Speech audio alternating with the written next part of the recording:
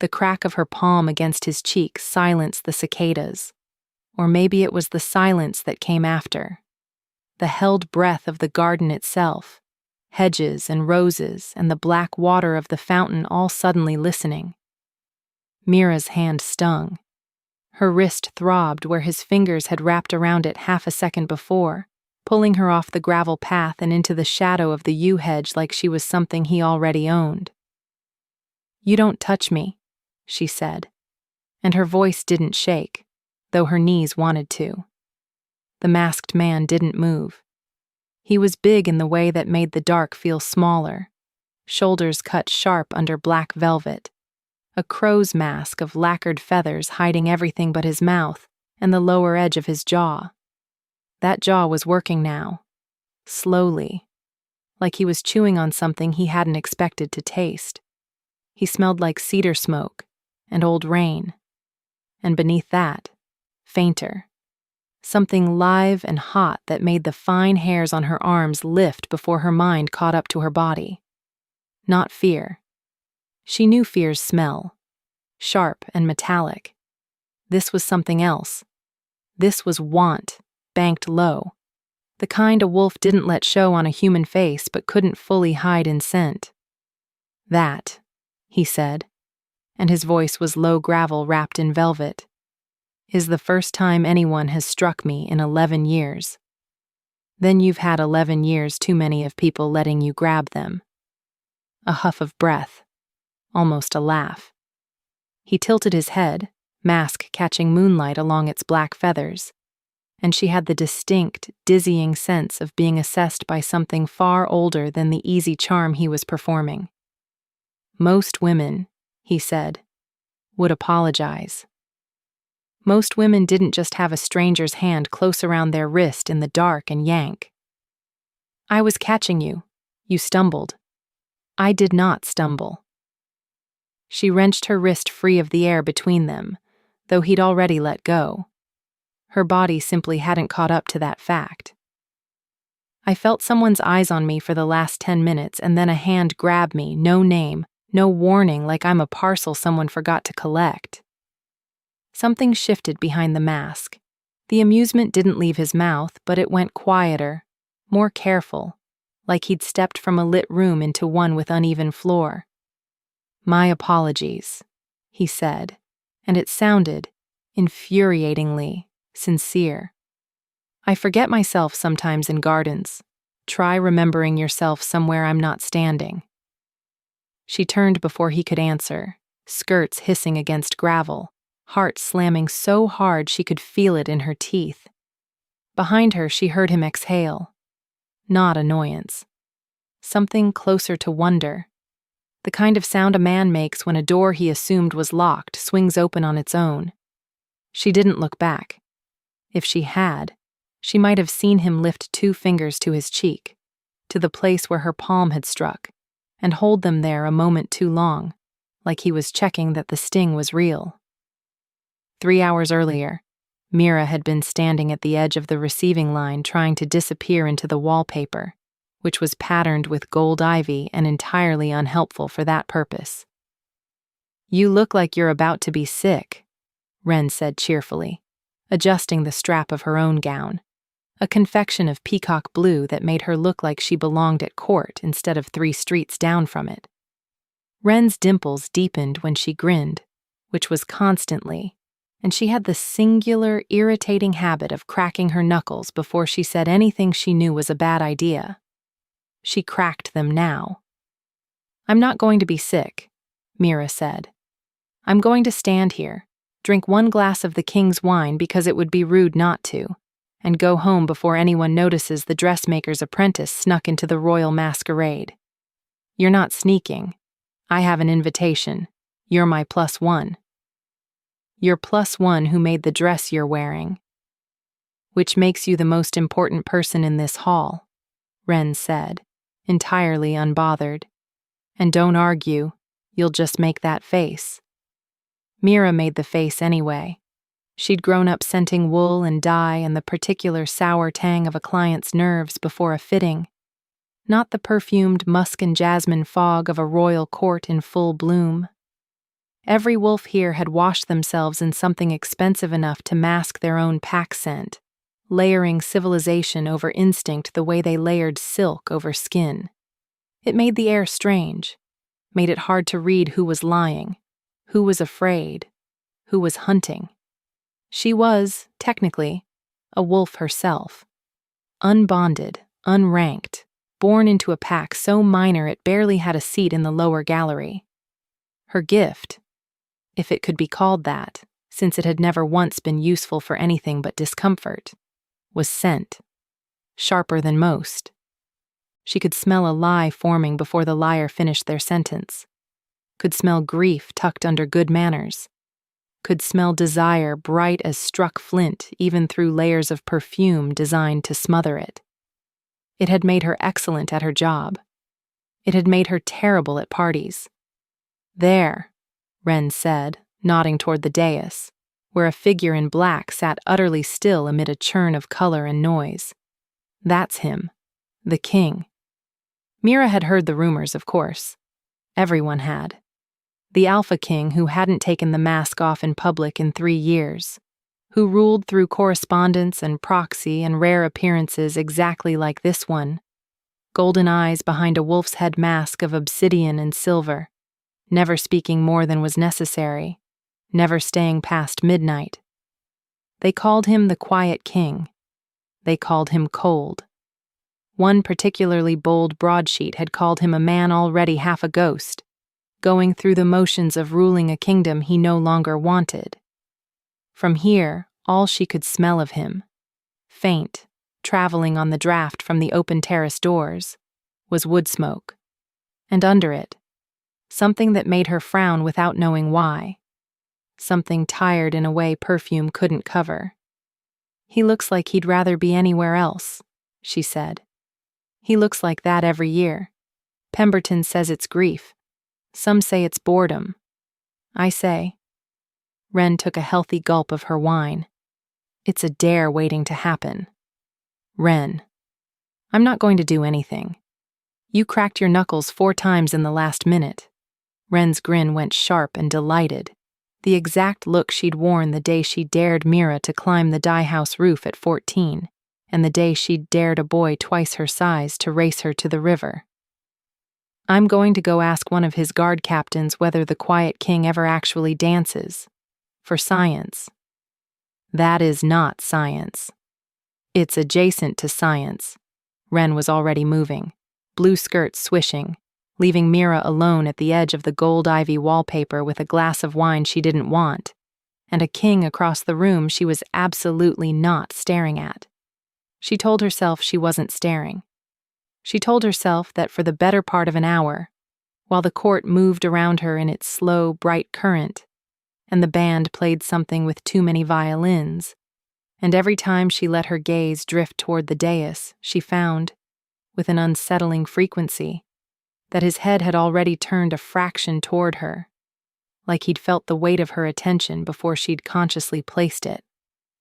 By the time she slipped out to the gardens for air that didn't taste of candle wax and ambition, she'd convinced herself it was nothing. Coincidence. The restless habit of a man scanning a room he didn't want to be in. She had not expected a hand to close around her wrist in the dark 40 minutes later. She certainly hadn't expected to like, even a little, even furiously, the sound he made when she hit him. The hand on her wrist had not been the king's, of course. That was the part the listener should hold on to, even as the man behind the crow's mask let her believe otherwise for one charged minute too long. He told himself, walking back toward the lit hall with his jaw still humming where her palm had struck, that he hadn't lied. Strictly. He had simply not corrected her assumption. There was a difference, he informed his own conscience, even as his conscience laughed at him in his brother's voice. His brother, Cassian, who at that very moment was leaning against a marble pillar in a perfectly ordinary midnight blue domino mask, looking entirely too pleased with himself. "You're smiling," Cassian said, when Cale reached him. "You never smile at this thing. You barely tolerate it." "I am not smiling," Your mouth is doing the thing it does before it smiles. I've known you 30 years, Kale. I know the tell. Kale, king in the hall, brother here in the shadow of the pillar where for one breath he could be only a man, touched his cheek again without meaning to. The sting had faded to a low, warm throb that he found, against every instinct of pride he possessed, he did not want to lose. Someone struck me, he said. Cassian's eyebrows climbed toward his hairline. Struck you. You. The man half the Western Packs are too frightened to look in the eye. A woman in the garden. You're going to have to give me more than that. So Kale told him, the dare that had started it, Cassian's voice low and laughing an hour earlier. Go into the gardens, brother, in your mask. See if anyone dares treat the quiet king like an ordinary man for once in his miserable life. See if you remember how to be human. Kale had gone mostly to prove he could survive 20 unscripted minutes without the weight of the crown organizing every word he said. He had not expected to catch a woman's elbow as she startled past him in the dark. Instinct, nothing more. The wolf in him reaching to steady what looked, for half a second, like a fall. He had not expected her to whirl on him with her chin up, and her eyes flashing, and strike him across the face before he'd gotten out 3 words of apology. She didn't know who you were, Cassian said slowly, working it through, and something in his face shifted from amusement toward genuine interest. She hit the king, and didn't even know it. She hit a stranger who grabbed her in the dark. I'd have been disappointed if she hadn't. That's not, Kale, that's not how most women respond to you, masked or not. They simper, they angle, they find a way to touch your sleeve and call it accident. Cassian's voice had gone quiet, the teasing note draining out of it. When has anyone in that hall ever told you no? Kale didn't answer, because the true answer was never. Not since the crown settled on his head at 23, heavy and absolute. Not since every door in his life had begun opening before he reached for the handle. People did not say no to the Alpha King. They said yes and meant maybe, or yes and meant nothing at all, performing devotion the way they performed every other court ritual, beautifully, hollowly, with their pulse calm, and their scent giving away every careful lie underneath the perfume. He had learned, over 3 years of wearing a mask in public, and something heavier in private, to stop expecting anything else. And then a woman with scent like cedar shavings and lemon verbena, work scent, honest scent, nothing bought from a perfumer's counter, had looked him dead in the eye through black feathers and told him to remember himself somewhere she wasn't standing. He wanted, with an intensity that frightened him slightly, to know her name. Find out who she is, he said. Cassian was already grinning again, dimples nowhere near as deep as Wren's would have been, but cut from the same delighted cloth. Brother, you're going to terrify her. I'm going to apologize. You're going to do that thing where you mean to apologize and instead you stand very close and say something devastating and she doesn't recover for a week. That's not a thing I do. It is exactly a thing you do, Cassian said, already turning to scan the crowd through the terrace doors. You've simply never had anyone immune enough to your crown to notice. Mira found her way back to the hall with her pulse only half settled and her wrist still warm where his fingers had been, and was immediately ambushed by Wren, who had apparently abandoned the guard captain in favor of a fresh glass of wine and an expression of pure, scheming joy. You smell like smoke, Wren said by way of greeting. I do not smell like smoke. Cedar smoke, like someone's chimney, but a nice one. Whose chimney have you been standing near? Nobody's chimney. Mira took the glass Wren handed her without asking and drank more of it than she meant to. A man grabbed my wrist in the garden and I hit him. Wren's whole face transformed. You hit someone. He startled me. Mira, you hit a person at the Royal Masquerade. Ren set her own glass down with the careful precision of someone setting down a weapon she intended to pick back up. This is the best thing that's happened to me all year. Who? I don't know. He was wearing a mask, black feathers like a crow. Mira pressed 2 fingers briefly against her temple, where a small ache had set up residence. He had a voice like, I don't know how to describe it, like he was used to people listening whether he raised it or not. Something crossed Ren's face, there and gone too fast to name, gone before Mira could ask. A crow mask, Ren repeated, oddly careful. Why are you saying it like that? No reason. Ren picked her wine back up, and there it was again. The knuckle crack, quick and almost hidden. Drink your wine. Tell me everything. Did he apologize?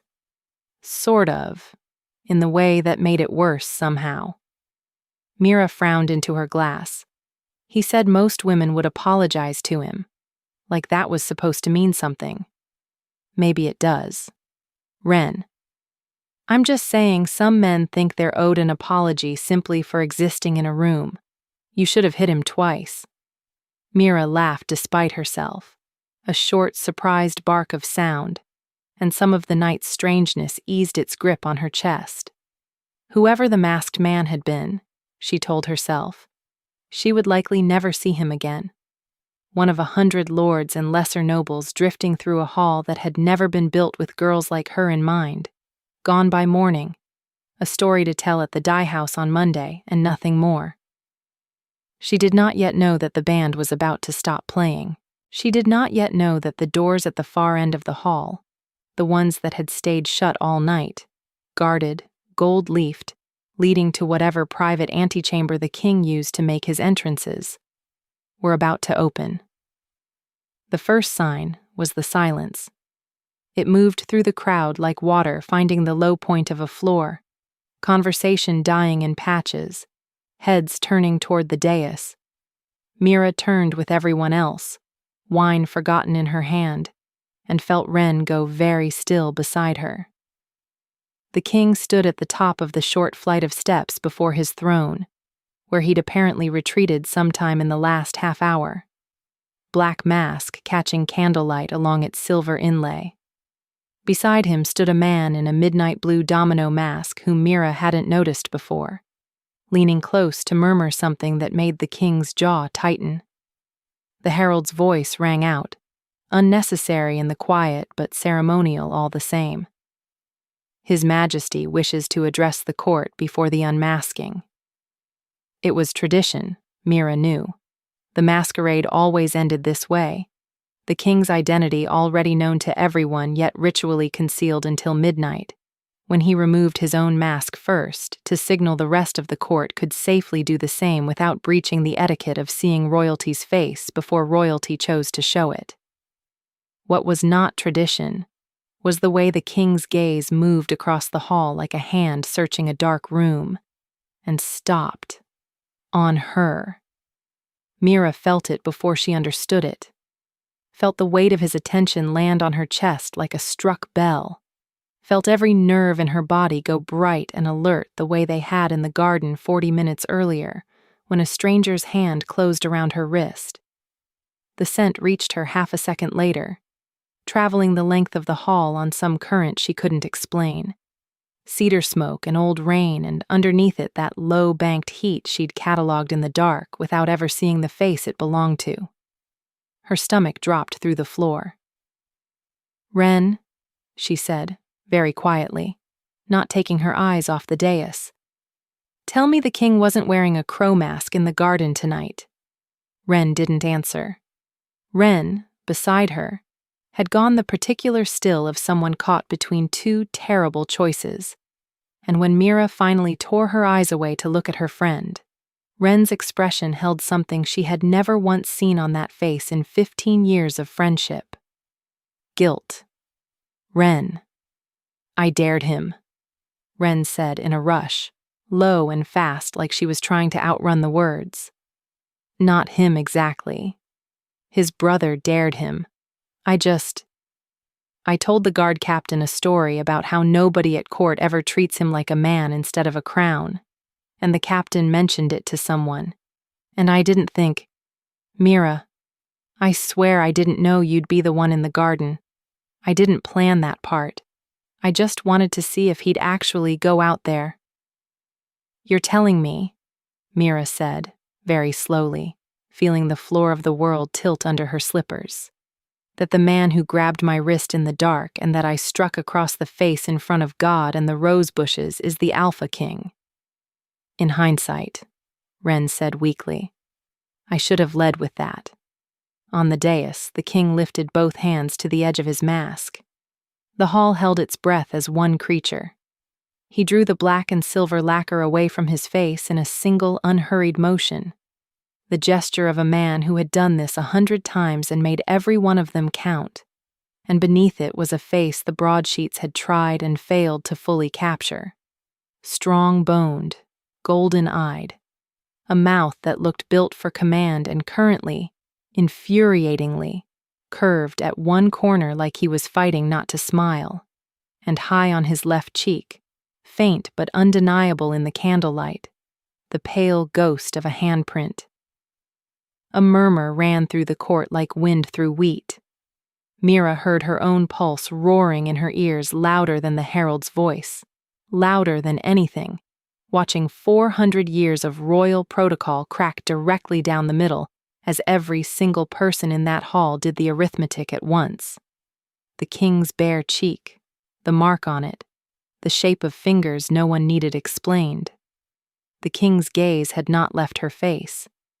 It appears, he said, and his voice carried to every corner of the hall without him raising it at all, that someone in the gardens tonight mistook me for an ordinary man who'd laid hands on her without leave. The silence deepened. Somewhere to her left, a noblewoman's fan stopped mid-flutter. She was right to, the king said. I'd like to apologize to her properly, in front of all of you, since apparently that's the only way I'll be believed. Every head in the hall began, slowly, to turn. Mira felt the blood leave her face in one long drop, felt Ren's hand close around her arm in something between support and apology, and understood with sick, vivid clarity that there was nowhere in this gold ivy hall left to disappear into. He'd meant to give her a moment of mercy, to let the apology land soft, let the court's attention slide off her quickly, let her keep some shred of the privacy she so clearly hadn't asked to lose. That intention lasted exactly as long as it took him to find her face in the crowd a second time. She was paler now, yes, hands knotted in her skirts, the friend beside her gripping her arm like an anchor, but her chin was up. Her shoulders, despite 400 eyes swiveling toward her like compass needles finding north, had not dropped 1 inch. Cale had stood on this dais 100 times and watched nobles wilt under far less scrutiny than what was currently raining down on a girl in a dress that hadn't cost 1/10 of what the gown beside her had. She was not wilting. She looked, if anything, like she was deciding whether to hit him again. Something in his chest, old and locked and rusted shut, turned over. "Come forward," he said, and hated, a little, how gentle it came out. Not a command, though 400 years of training had built the words to be one.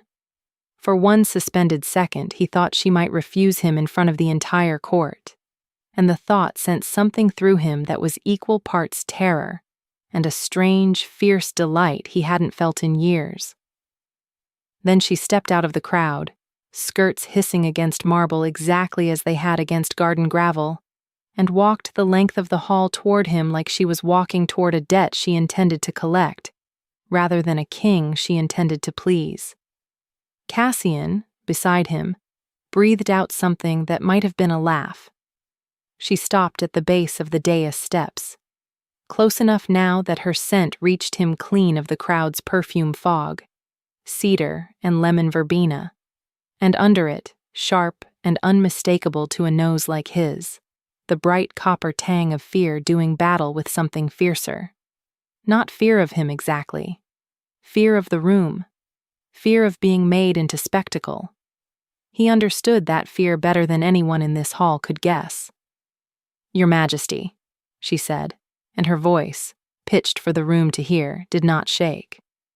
"You owe me nothing," he said. "I came to apologize, not to collect one." "Then apologize." A ripple went through the nearest courtiers. Scandalized, delighted. Several distinct kinds of holding breath. Cale felt his own mouth tilt despite the gravity he was supposed to be performing. "I grabbed your wrist in the dark without leave or name," he said. "I startled you, then took offense at being struck for it instead of admitting the fault was mine entirely. That was wrong of me. I am sorry." "You're not sorry," she said. "You're delighted. I can smell it." The hall went, if possible, even more silent. Cassian made a small, strangled sound behind him that he was fairly sure was his brother trying very hard not to laugh outright in front of the assembled nobility of the realm. Cale looked at her. Really looked. The candlelight gilding the loose curl that had escaped her pinned hair, the steady, defiant line of her mouth, the small, triumphant satisfaction visible in her eyes at having said the unsayable thing out loud in front of everyone who'd ever told her to be smaller, and felt the rusted thing in his chest turn over a second time. Faster. "You're right," he said. "I am delighted. That's not an apology." "No," he agreed. "It's the truth. I find I prefer it to apologies."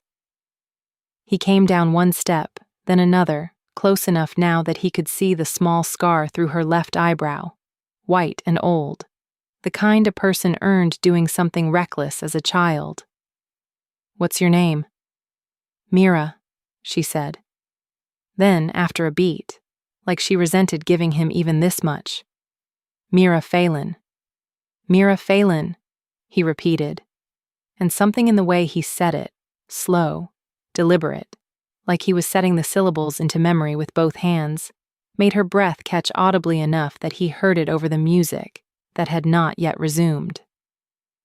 "I'd like you to stay, after this, not as a courtier, as my guest." "Why?" It was the wrong question to ask a king in front of his entire court, and she clearly knew it the moment it left her mouth. He watched her realize it, watched the flush climb her throat. But she didn't take it back.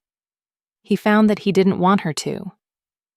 "Because," he said, "you're the only person in this hall tonight who's told me the truth without being asked twice."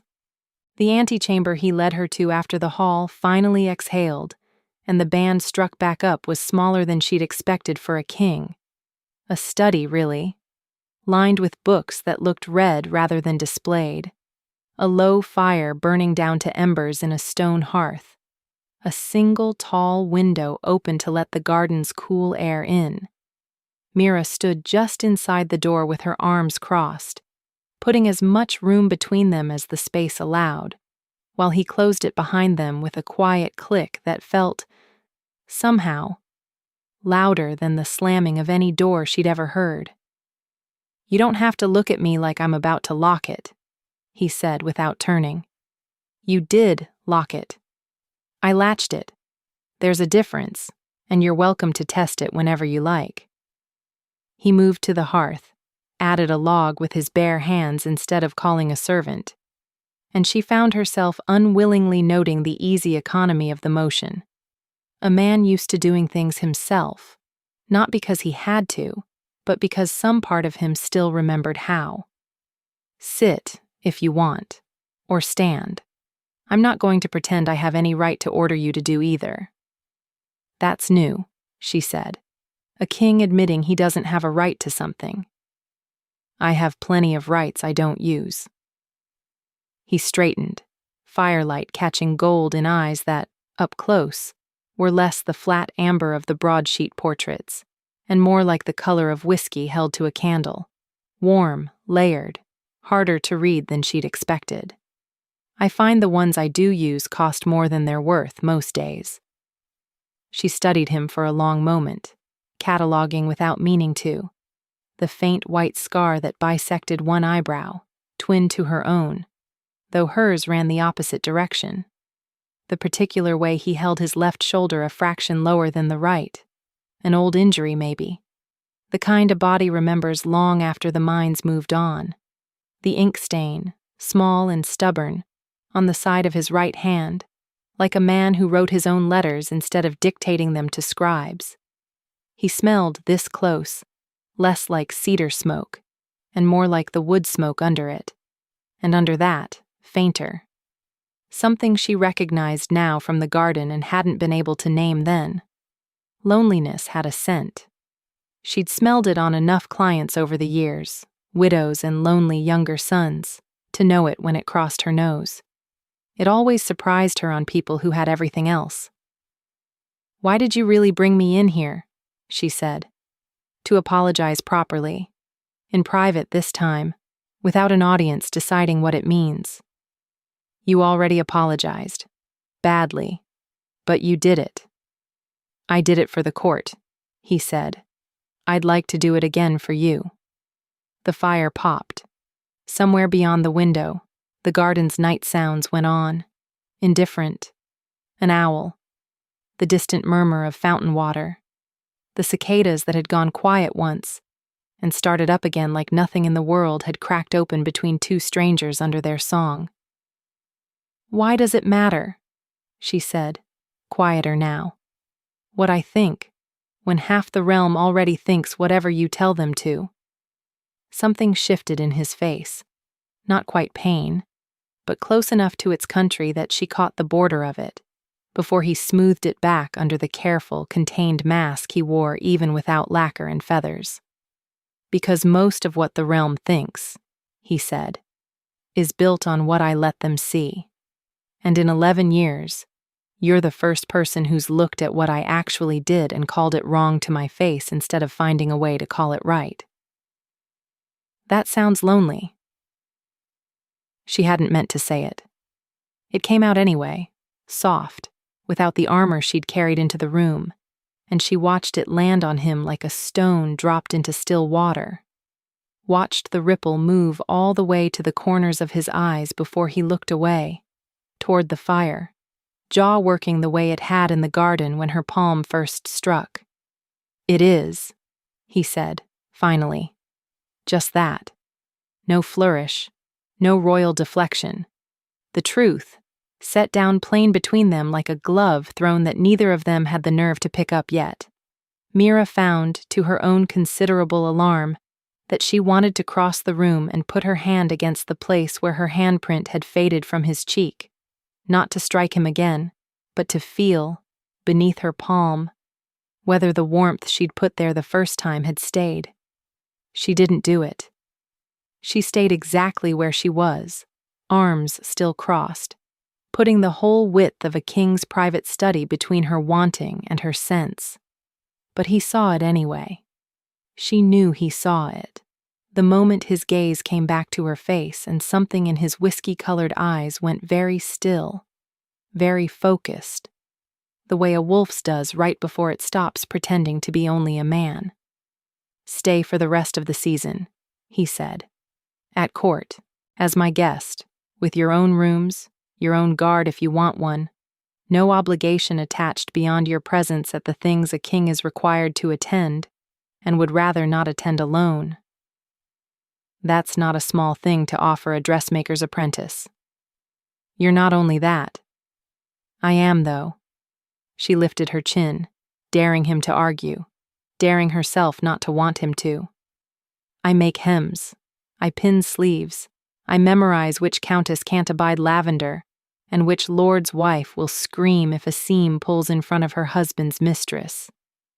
That's the whole of what I am, Your Majesty, and I'd rather you know that now than find out in 3 weeks and decide the dare's gone stale." Something flickered across his face. Surprise, maybe? Or the particular ache of being handed an excuse to walk away and discovering he didn't want it. "I don't think," he said slowly, "that you're stale. I think you're the first true thing I've smelled in this palace in 3 years." The fire popped again. Somewhere past the window, an owl called and was answered. "Stay," he said again, simpler this time, like a man laying down a single card instead of a hand. "Let me prove I'm not the man who grabbed your wrist in the dark." She should have said no. She heard herself instead say, "One season, no promises beyond it," and watched the rusted, locked thing in his chest, though she couldn't have named it that way yet, only felt the shift of it in the air between them, scent and warmth and something almost like relief. Come open. Just a crack. Just enough.